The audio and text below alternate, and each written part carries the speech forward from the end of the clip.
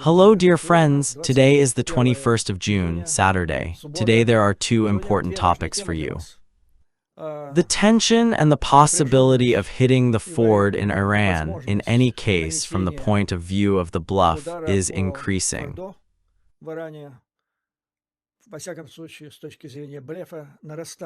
And today there were heavy body movements in this direction, and in the second part of the issue I will tell you, or rather, I will answer your questions about the information that has been spread widely over the last 24 hours about the Russian trail, the next Russian trail in Washington. Very important information, let's talk in detail. Perhaps we will have to do everything in two parts. I would like to see as many viewers as possible. This is a matter of national security, by and large, and not only of the United States of America. So let's start with the war between Israel, Iran, and the United States of America. This morning on Saturday, 6 B-2 bombers, these are only the planes that are capable of carrying the BGU-57 MOP bomb, which is the only one, as it is claimed, in addition to nuclear weapons, can destroy the Iran Fordow nuclear complex. They took off from the Whiteman Air Base in the state of Missouri and headed there. Well, there are two assumptions. That is, of course, the population was not notified about this, where they flew, and even such information appeared that they were hiding the direction of their flight, but there are two options. This is the Guam Air Base in the American Pacific Ocean, and the second is Diego Garcia in the Atlantic Ocean. If they bomb this Iranian bomb, then the bombers will probably take off from there. Interestingly, almost immediately after takeoff, these 6 bombers were refueled in the air, and then they were accompanied by refueling aircraft. Experts say that this fact proves that they took off in the air with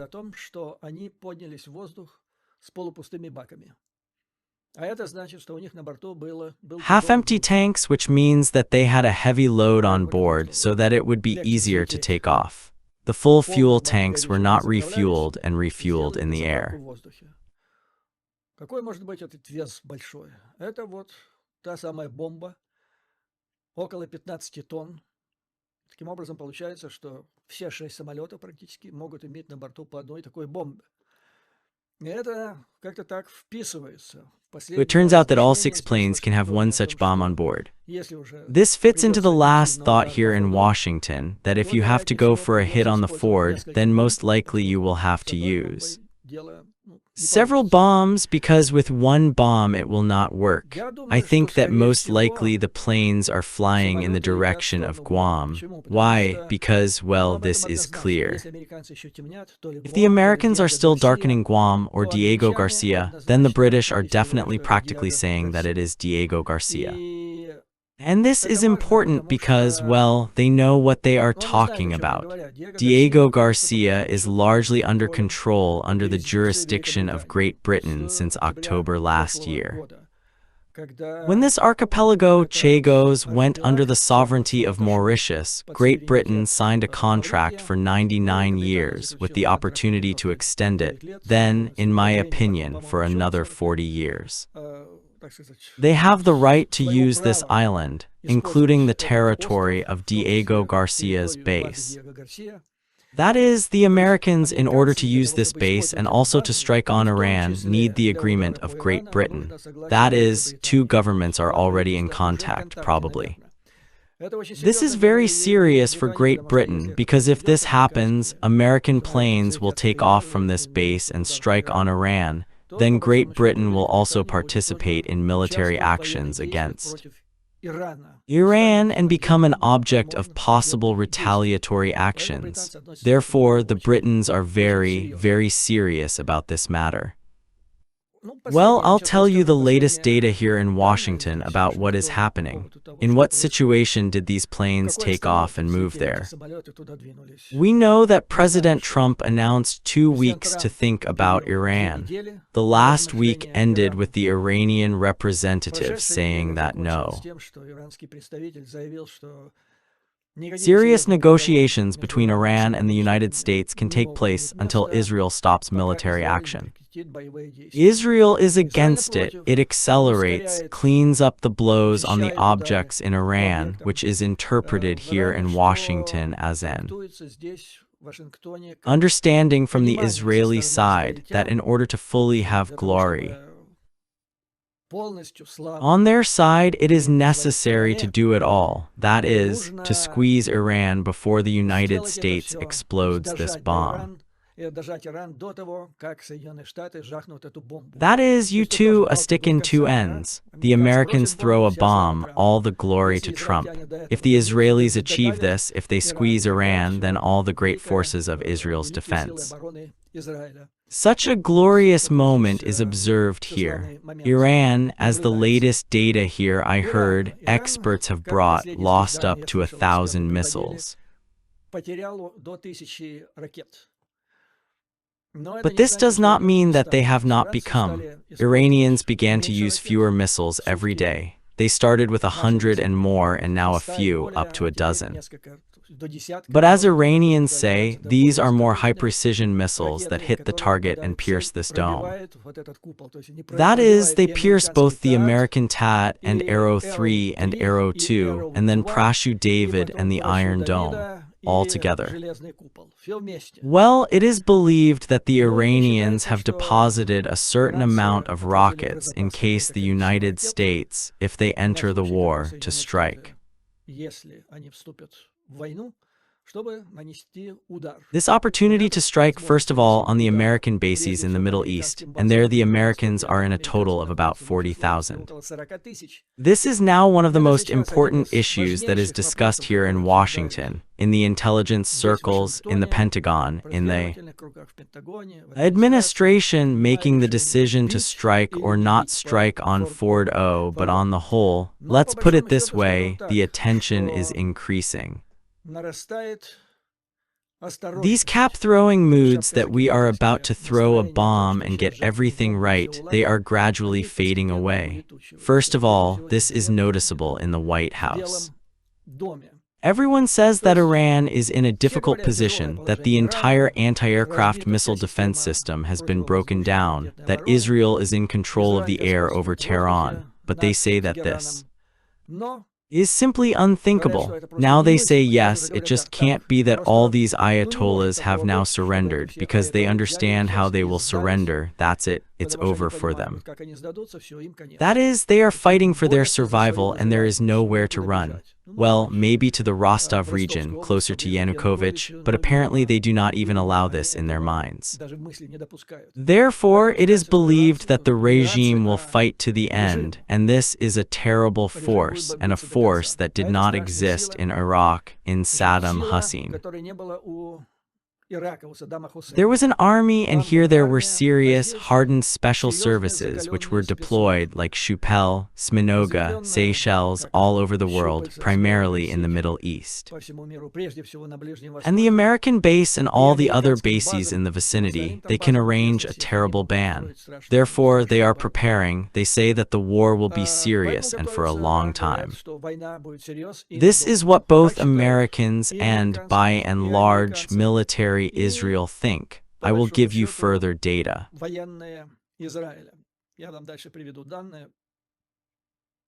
Recently, a Russian speaker on American television, Bibi Netanyahu, was asked a question. You call us to go there to get involved in this war. Why do we need all this? That is, the question is directly in the forehead. The Bible, at first glance, gave a brilliant answer. He says that we are fighting not for us but for you too. Because, pay attention, these ayatollahs and all these guards of Revolution, they shout death to the little Satan, that is, to Israel. And the next slogan is death to the great Satan, that is, to the United States of America. And if they beat us, then you will be next, you will not go anywhere. That is, by and large, he proclaimed a thesis that has now become popular in Europe, and above all, probably in Europe, in connection with Russian aggression against Ukraine. What if Ukraine is a forepost of defense, and if it falls without any assistance, then Europe is next? And so Bibi uttered this phrase, and it fell, as they say, on the deaf ears of Trump's supporters, this very magician. That is, there was such a reaction from the majority. Who is this guy who is threatening us here and forcing us, that is, teaching us how we need to live further? In this regard, it is noticeable that the Israeli VVS has become even more active, which proves, according to American analysts, that the Israelis are in a hurry to bring it to an end, until the Americans get into negotiations that the Israelis are afraid of. They are afraid that Trump, he needs a deal in order to then say, I've made a deal and I'm giving myself this glory, this merit.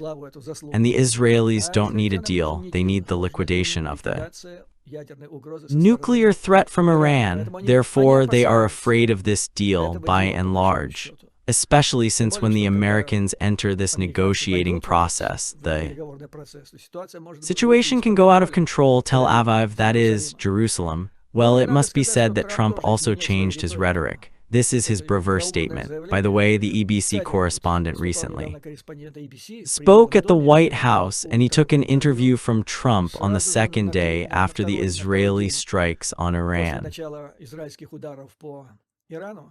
In the morning, he called, and Trump said he was not just delighted, he was ready to jump on the wall of delight.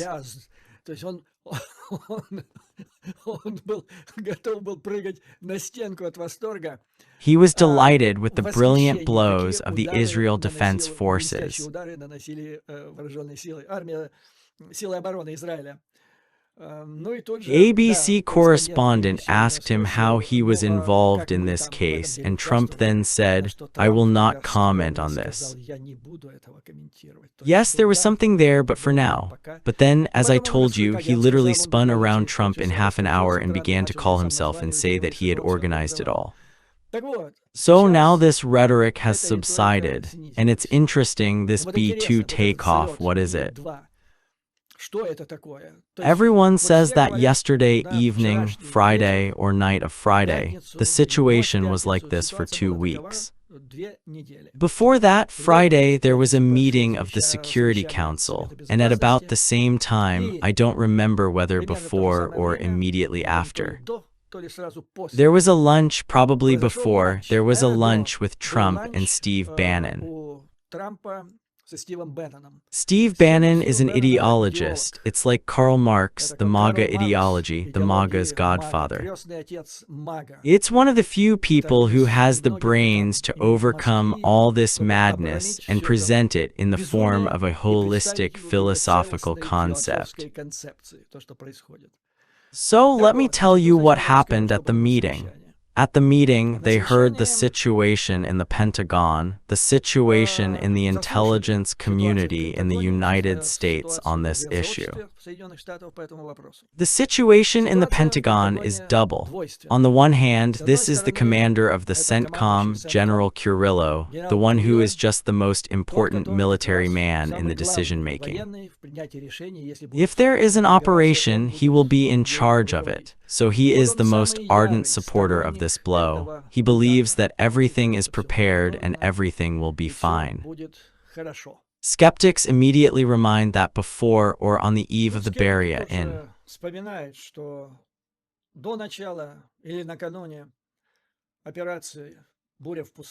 the desert operation, which was carried out by President George Bush, the younger one, against the Saddam Hussein regime, all the military also said that everything was fine. If they had not said it, then this war would not have started then. Indeed, everything was fine. In 2 weeks, everything was destroyed, a full blitzkrieg, a brilliant victory. They reported that the mission was completed, but then everything started. And it continues to this day, because this war with Iran has become the result of the brilliant victory of the United States in the war against Saddam Hussein. I will remind you that Iraq under the leadership of Saddam Hussein were the enemies of the Iranian Ayatollah. In the same way they fought each other, Iraq was restrained by Iran. And now, after the brilliant victory of the United States, Iraq did Iran began to fight against Israel. Well, part of this war was a nuclear program. Pentagon, there are several options. Kurillo, there are those who против те, которые говорят, что в боевых действиях эта ракета, то есть бомба никогда не была испытана, то есть это сейчас одно из основных опасений. Or against those who say that in combat this rocket, that is, the bomb has never been tested. That is, this is now one of the main fears. We will strike, nothing will happen. Well, firstly, we will be ashamed. This is the first. Those who promised, threatened, and here.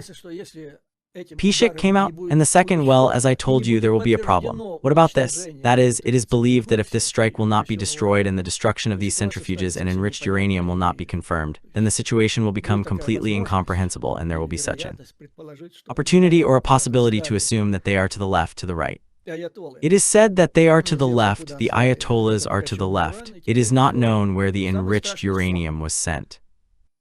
And now the most terrible dream of the United States and all their Western civilization is that now this uranium can be in the hands of terrorists, and then you will shake all the capitals of the world.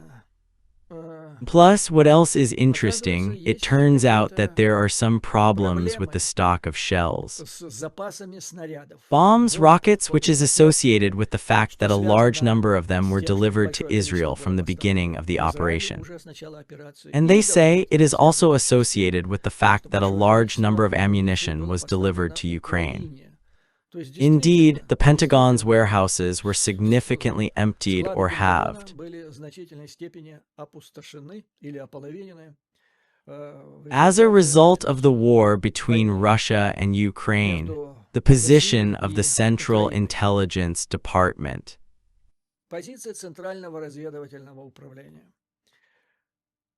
Well, we must say that Tulsi Gabbard, after Trump subjected her to the most brutal criticism for saying in March that there is no data in the U.S. intelligence about Iran's readiness to make an atomic bomb near Iran, and then it was confirmed just a couple of weeks ago, Trump publicly said that she was not right, that he did not even listen to her. There were rumors that she fell into displeasure, but in fact, as it turned out, there is an explanation for this kind of contradiction between the intelligence of Israel, which Israel showed to the Americans, and Netanyahu said, "We showed it to the Americans, everything is clear there, everything is clear there." The Americans say no, it is not clear, and we do not see this readiness. Why? Because, as experts say here, the intelligence of two countries assess in different ways what this readiness or closeness to the production of a nuclear bomb is. Israel believes, Mossad, that the enriched degree and the amount of enriched uranium which is ready to produce a nuclear bomb, this is enough evidence that they are close. That is, there is uranium, everything is close. Then all this can be cut down in a few days or a week. But the Americans say that everything is not so simple. That is, uranium is one thing enriched, its amount, but it is also necessary to make a bomb. For this it takes time. Therefore, they believe so. The Mizrahians counted their 60% of uranium. How much more is needed to bring it further, enrich it further, and that's it. The Americans considered it in different ways.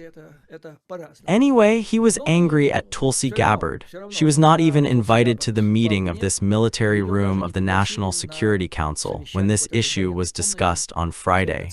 By the way, they invited Heseda, the so-called Minister of Defense of the United States, and they say why? Not because he doesn't mean anything, he really doesn't mean anything. He fell into displeasure as Gabbard, but for other reasons.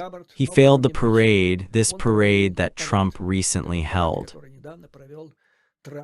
There were big hopes, big money went to this, but you saw the parade. There was no demonstration of strength and power. It was a dull spectacle where people did not march, they were shaving. I did not find another word for it when I saw it all. It was raining a little, they just shaved. And so they do not march, they do not walk. So sometimes they walked around Deribasovskaya in Odessa. And he is quite nice for this, the Minister of Defense, so he was not even there. Well, in general, this meeting of the National Security Council passed, and the main issue that became the edge there is the question that no one gives a guarantee. That is, Kurylo said that the general, that everything is normal, we will do it. But when Trump put the question on the edge, is there a guarantee that if the bomb is used, it will achieve its goal and do what we expect? There was no definite answer, 50-50, maybe yes, maybe no. And this is how this question was hung up. And then came Steve Bannon, the godfather of MAGA. MAGA is Trump's most nuclear electorate. And Trump's lunch with him lasted longer than the meeting of the National Security Council.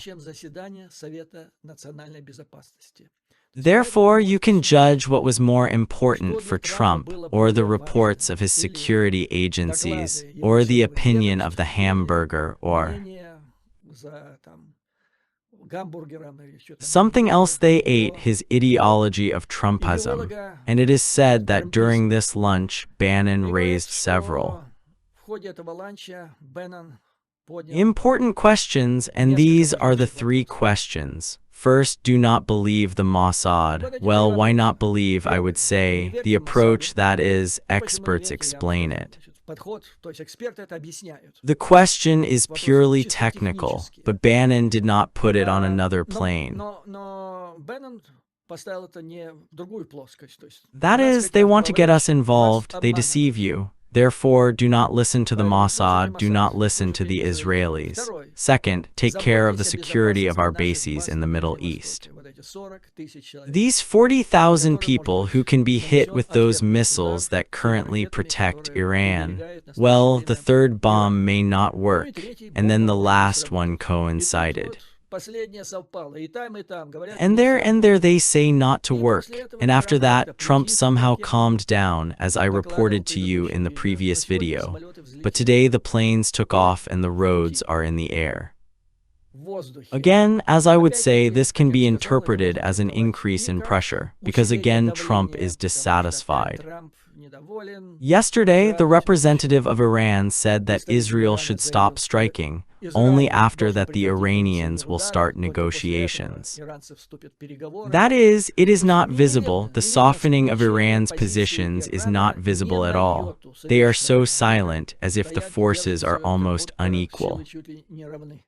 In fact, American analysts, certainly European, I'm not talking about Israelis, say that Iran's affairs are very bad.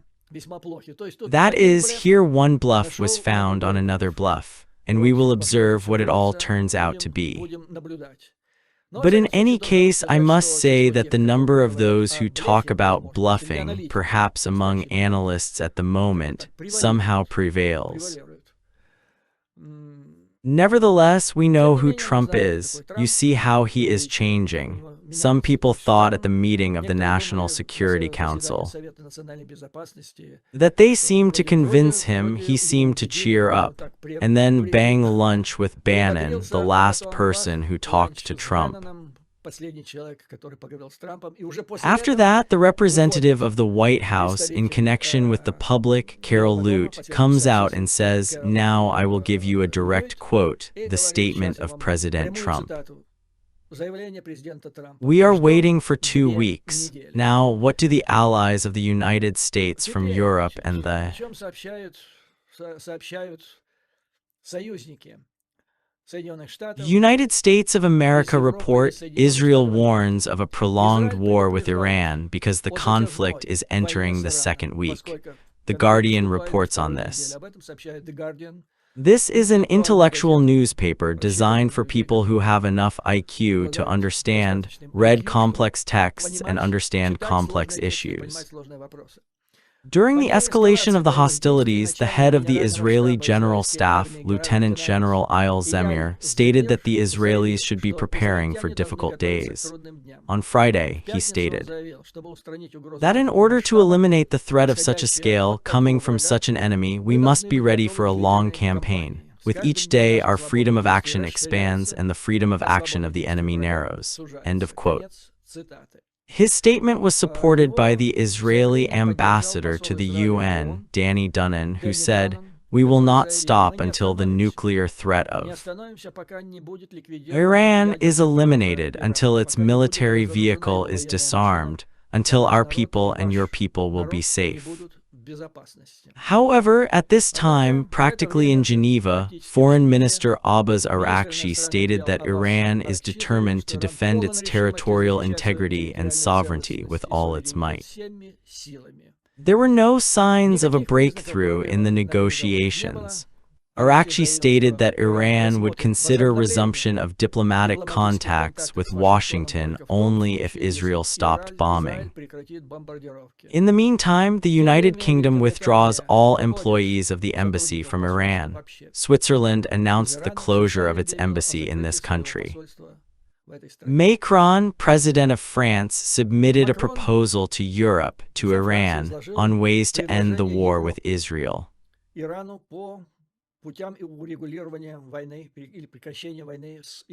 The proposal turned out to be extremely broad, including all military aspects and even more.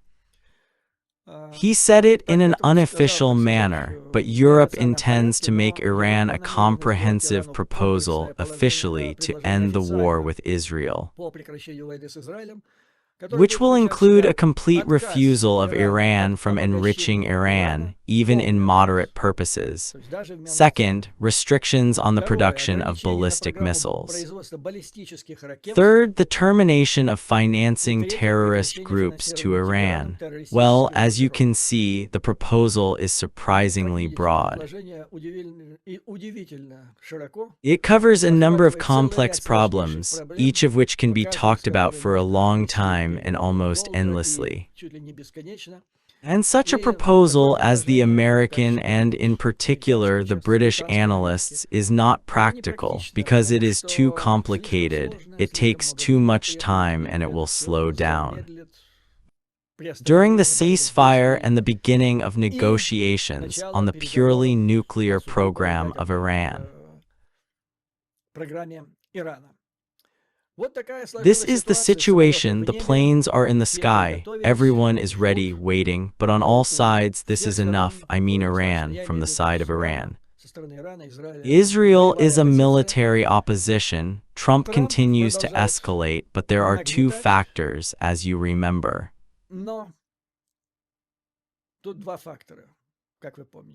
On the one hand, he wants, as I emphasize now, the most important analytics. The first, will he be able to play the role of a bomb that is being headed by him? This is the first question, that is, he needs. As always, Trump a quick and pure victory, as a result of which he, all the laurels, assign themselves. No one could, even the great forces of Israel could not, but he did it once. It is still being said about the Nobel Prize. He already says that he should have been awarded 5 or 6 Nobel Prizes for everything. But jokingly, Pakistan seems to have said that it is ready to officially ask the Nobel Committee to give the Nobel Prize to Trump. Apparently, this is said from the side of Pakistan in order not to allow the application of this bomb to the United States. It is read that after he applies it, what is the Nobel Prize? That is, the question will be closed, everything will be final. Here, dear friends, what I wanted to tell you about the first question. How does it happen? Well, now I will move on to the second question.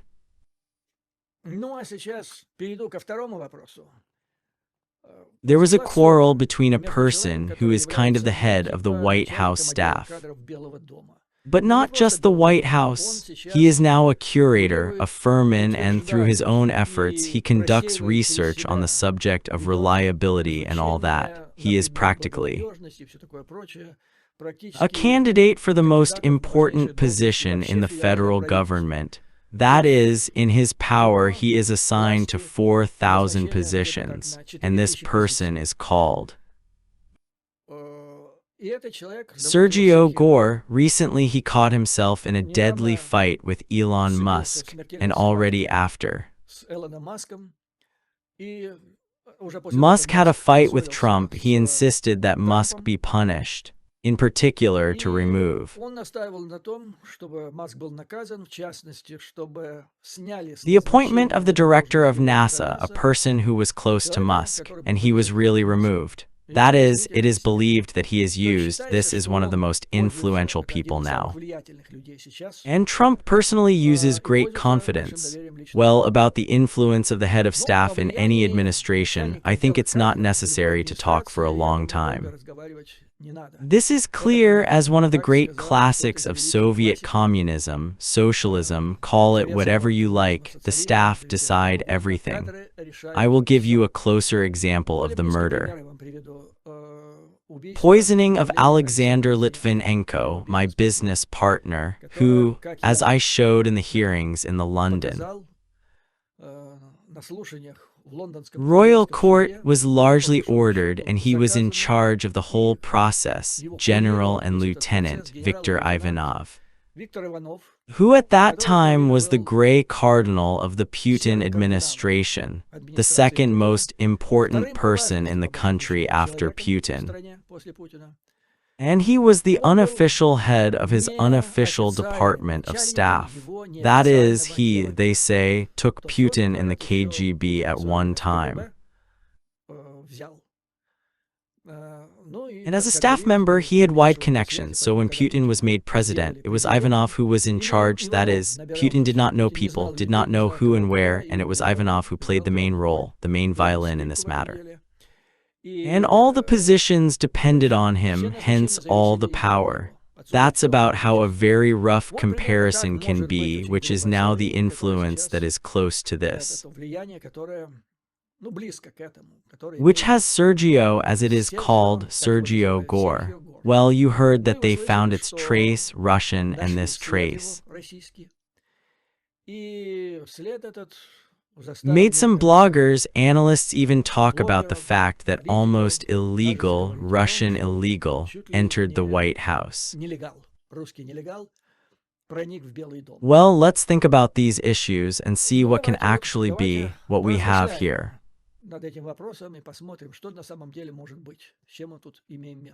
Illegal is an employee of foreign intelligence. Well, let's talk about Russia, Russian illegal. This is an employee of intelligence or a person recruited by an agent. That is, he is not a personnel officer, but a recruited but not an officer, who works in another country under the imaginary name of a surname.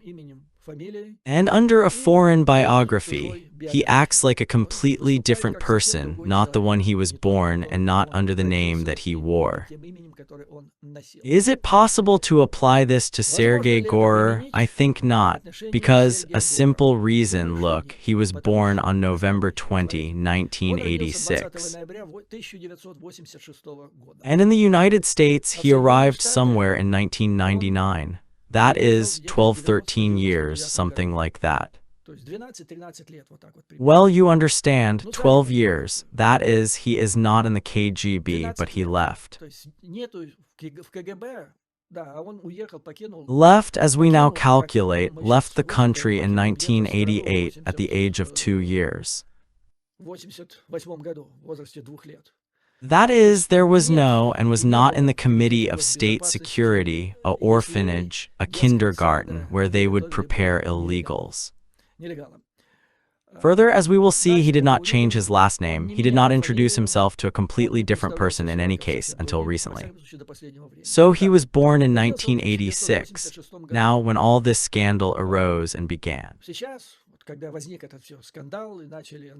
To analyze his public statements, he claims that he was born in Malta, that is, he was born in Malta.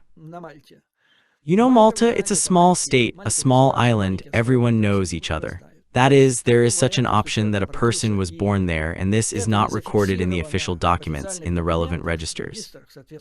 This cannot be in Malta because it can never be. So the local authorities did not find any evidence in Malta that Sergio Gore was born in Malta. This is the first red flag in his entire history. Why? Because as often as possible, illegals fall. The most important document necessary to begin his legalization is the birth certificate. If there is a failure, that's it, the end. Now lives in the United States the former illegal Mr. Barsky. He himself was from the GDR from East Germany, but as he believes, he worked illegally on Moscow, that is, on the external intelligence of the KGB. He said that it was on this that he fell through, but he was found out already after the Cold War ended and the Warsaw Treaty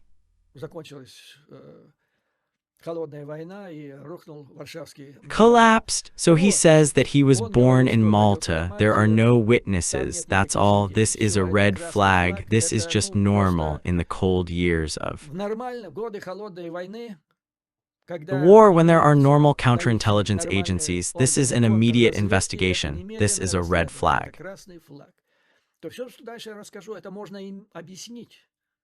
Я думаю, у него есть какие-то объяснения, но он продолжает закручивать ситуацию и все это отрицать, понимаете? И тумана, вот, наоборот, появляется, вместо того, чтобы его рассеивать, появляется все больше и больше. I think he has some explanations, but he continues to twist the situation and deny it all. The fog, on the contrary, appears instead. Spreading it, it appears more and more. Thus, in 1986, he was born. In 1982, at the age of 2, he leaves the country, presumably the Soviet Union, and maybe there was a short stop in Israel, but only a very short one, because, as they recall, there are still neighbors who lived with his family in Malta when they first appeared there. And according to their memories, neighbors, not one, but several, this family, Gora and himself, appeared in Malta at the end of the 80s. That is, this is just how the 88th year turns out. And he says that in the 88th year he lived, and then in Malta, almost until 1999. So they appear there in Malta, and for the neighbors they are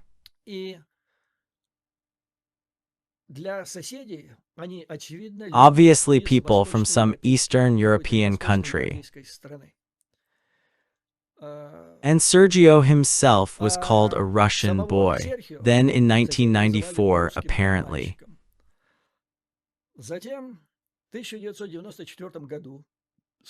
His parents open an offshore company in Malta, which is called Orientalia Limited, but there they already pass like Israelis, and then there is a second question mark or a red flag. Where did the Israelis come from? From the Eastern European country? How did they get this Israeli passport? And he himself never mentioned that his parents had an Israeli passport. That is, after they left the Soviet Union, we draw this conclusion from the testimony of the neighbors of this family in Malta, that these people were from Eastern Europe and a Russian boy, and now his parents turn into Israelis and their names change somewhat. The father supposedly is the father, that is, the father from Igor.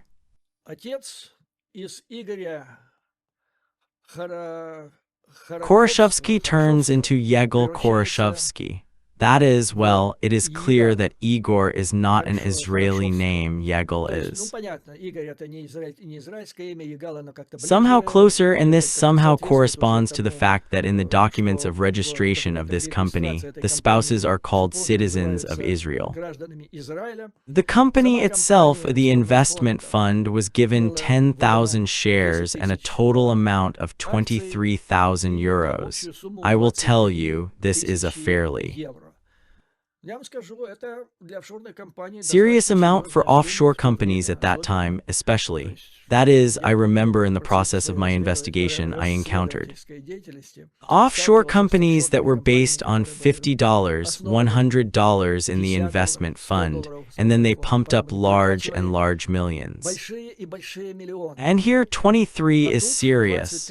What was the company doing? It is not clear. There is only one small reference that it seems to be some kind of trade. But then, since 2000, this company practically does not work, that is.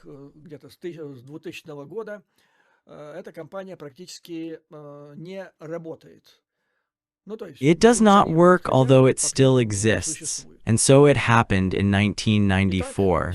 The child apparently goes to school. There, learns the Maltese language, early age, everything is successful. He has mastered it to a sufficient extent to act as a Maltese, as he began to represent the United States of America. 1999, he is 12 years old, and at this time his parents are already from Malta. They immigrate to the United States of America. He goes to middle school and then to high school. High school is not a high school, KGB, or an institute. These are the last classes of the American middle school. They live and go to school. He is in the suburbs of Los Angeles. At this time, public life is boiling and so on. He passes under his last name. He is not a mountain at this time. He is Sergio Koroshovsky.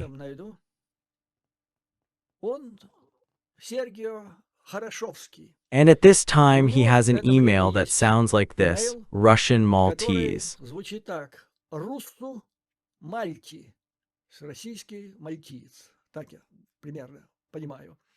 That is, here his connection with Russia is not denied in any way. In fact, he does not even try to hide it. Now he enters the University of George Washington here in the Columbia District. A good, serious educational institution, especially what I know from his department, faculties that are related to political science and international relations. That is, he, in particular, is very active in preparing personnel for the state apparatus of the United States of America and the political system.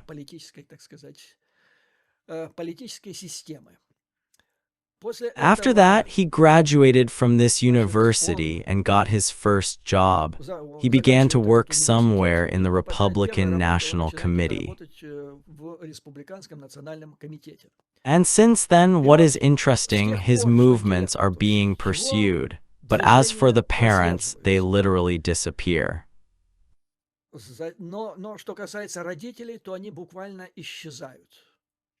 He could not emigrate without them, a 12-year-old child.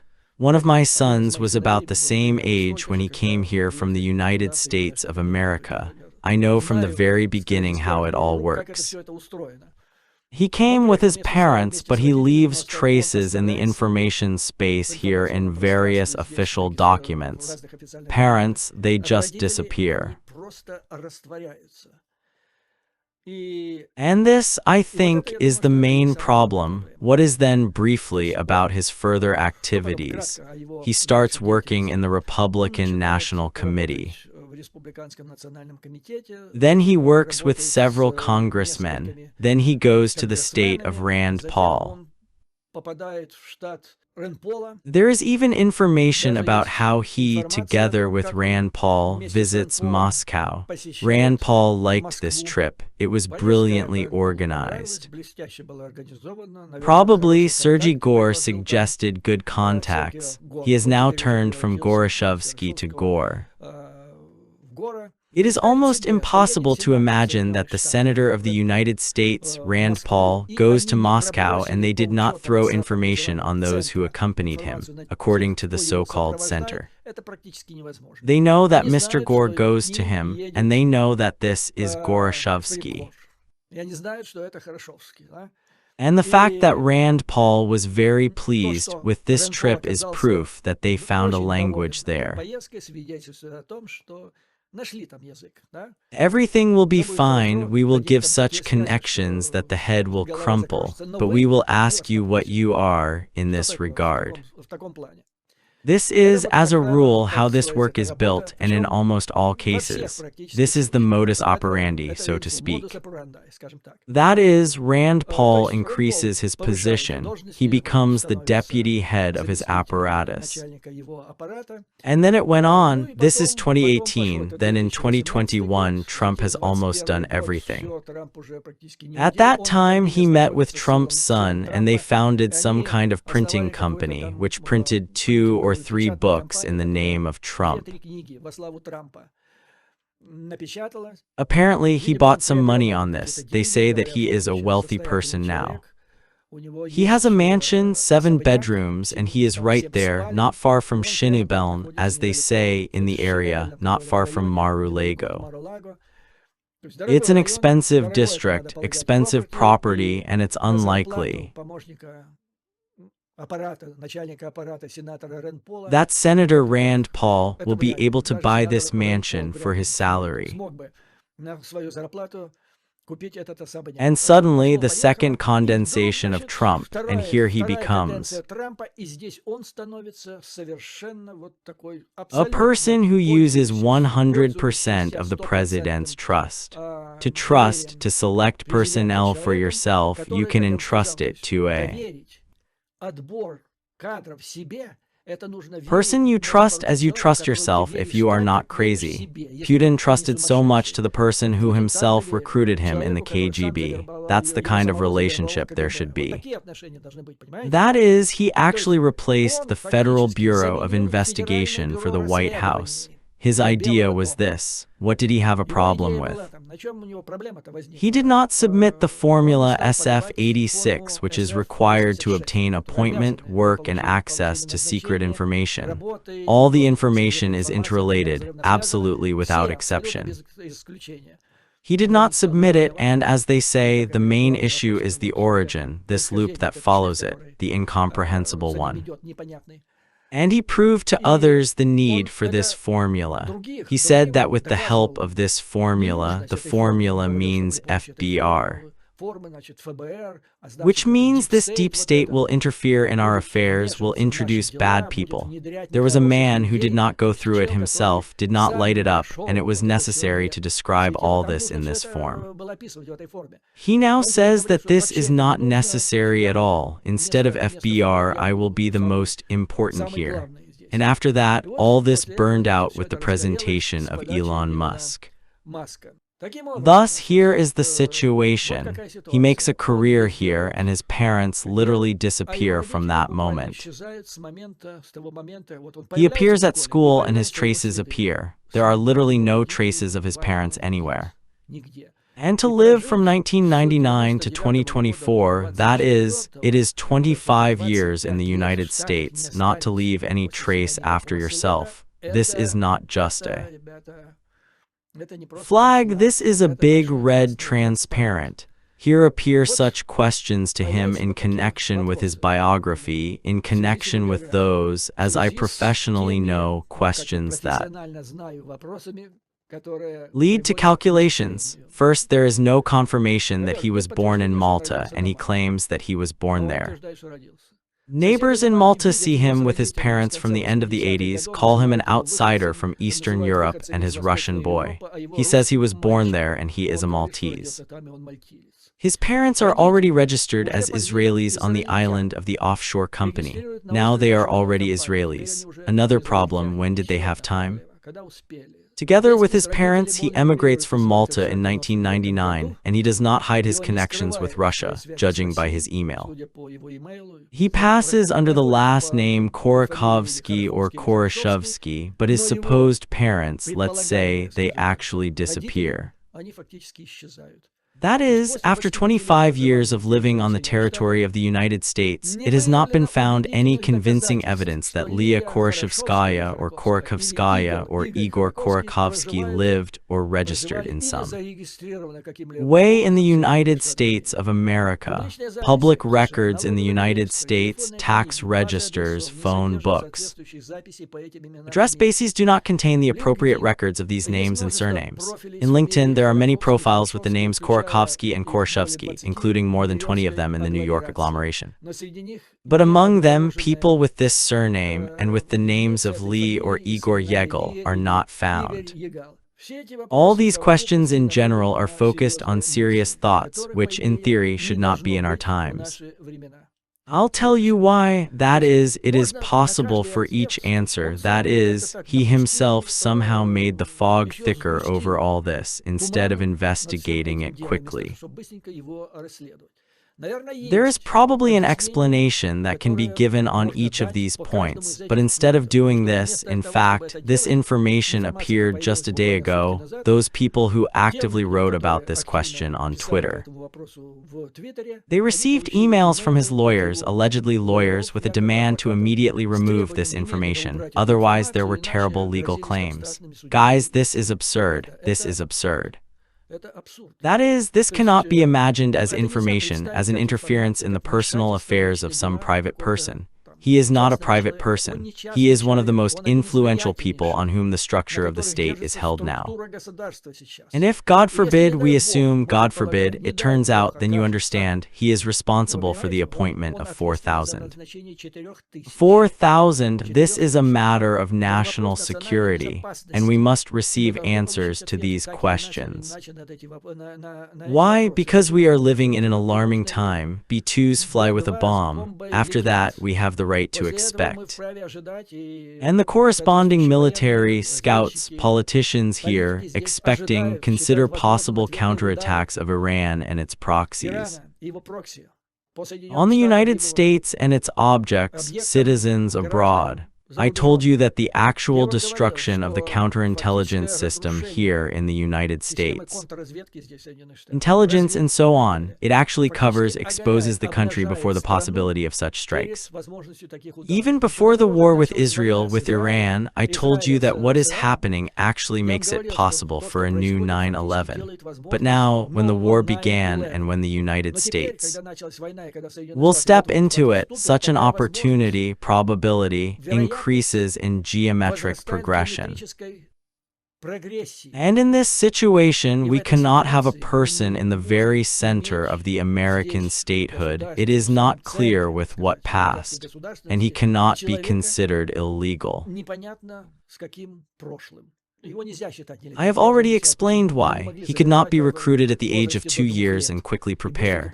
And they could not prepare him when he lived in Malta, they could not prepare when he came there after that, and so on. Another question is to recruit, but imagine he left here in 1999. In Russia, America fed Russia at that time. Russia was a destroyed, hungry country. And Putin wrote his first letter to the President of the United States, please increase the supply of food. I have nothing to feed our mighty great Russian world.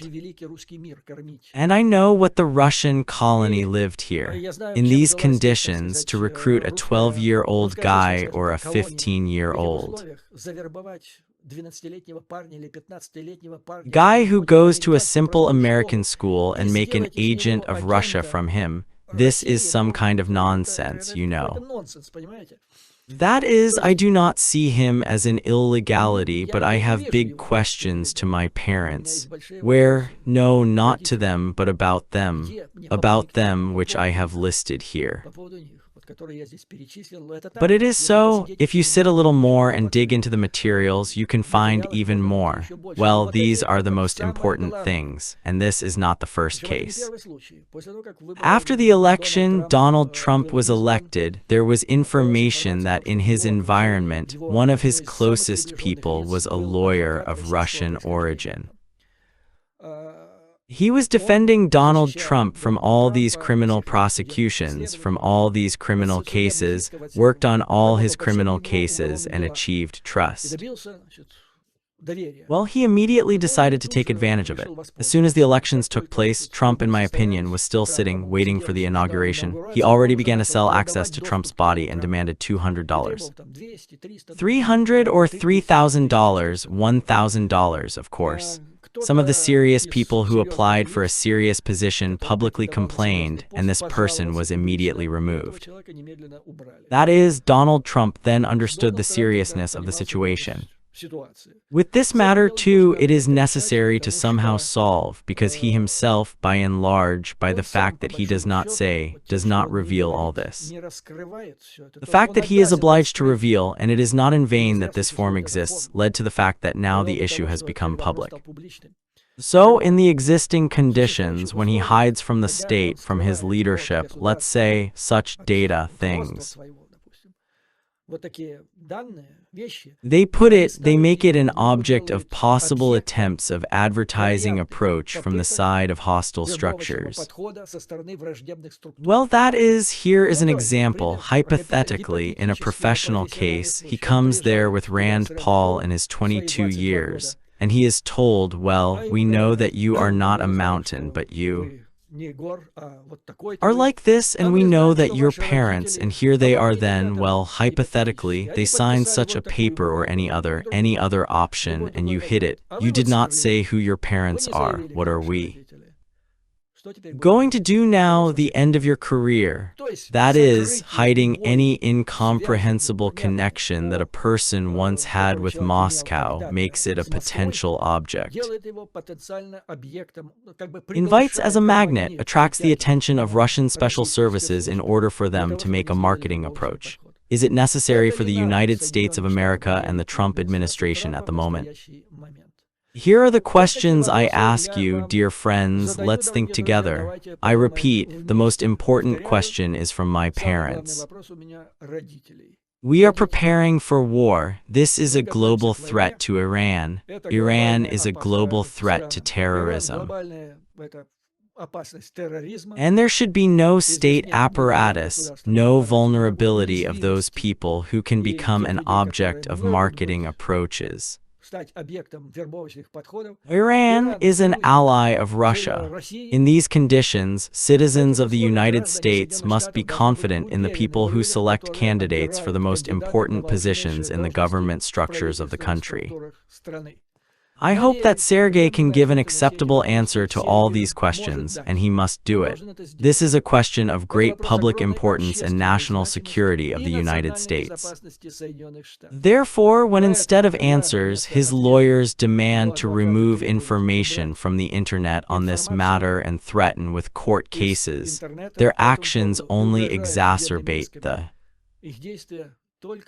situation. Let me remind you, in 1974, the Chancellor, a very successful FRG, Willy Brandt, a brilliant, well, a good person by and large, brilliant politician, it suddenly turns out that for many years his closest assistant, Gunter Jin, is a scout, a worker, as it was written, for one of the Eastern European countries. He worked for Stasi, but there is a difference where Stasi, where there was almost no foreign intelligence, KGB. And here is a colossal scandal, a thunder. The government is withdrawing. Willy Brandt is withdrawing from the crisis. It was a noise for the whole of Europe and even for the United States of America. Therefore, until it comes to such a situation, it is necessary to find answers to the questions that were created by the silence of Sergio Gora. Sergio, Gora. On this, dear friends, let me finish this video. As always, glory to the Ukrainian armed forces. The enemy will be defeated, the victory will be ours. To you, dear friends, with courage and firm faith in our inevitable victory. See you soon.